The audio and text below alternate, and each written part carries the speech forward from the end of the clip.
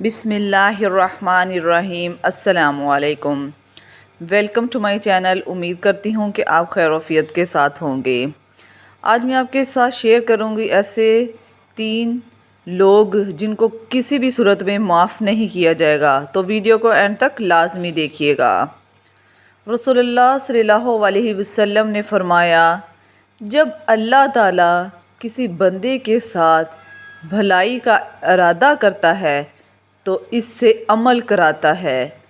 عرض کیا گیا، اللہ کے رسول کیسے عمل کراتا ہے؟ آپ صلی اللہ علیہ وسلم نے فرمایا، موت سے پہلے اسے عمل صالح کی توفیق دیتا ہے۔ ترمذی 2142۔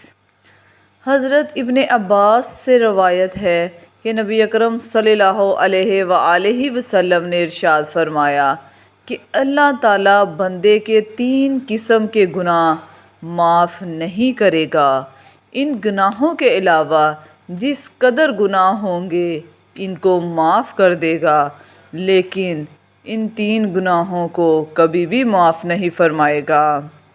پہلا، اللہ تعالیٰ کے ساتھ کسی کو شریک ٹھہرانا۔ دوسرا، جادو کرنا یا کروانا۔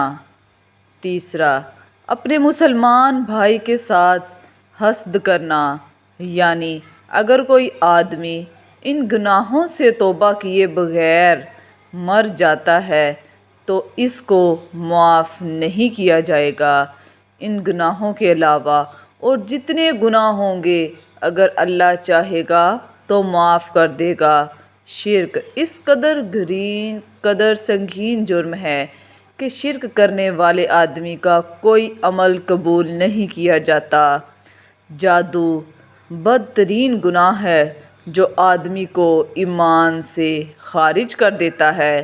حسد یہ ایسا زہریلا گناہ ہے جو آدمی کی سال کی تمام نماز میں تلاوت، صدقات اور دیگر عبادات ایک لمحے میں برباد کر دیتا ہے۔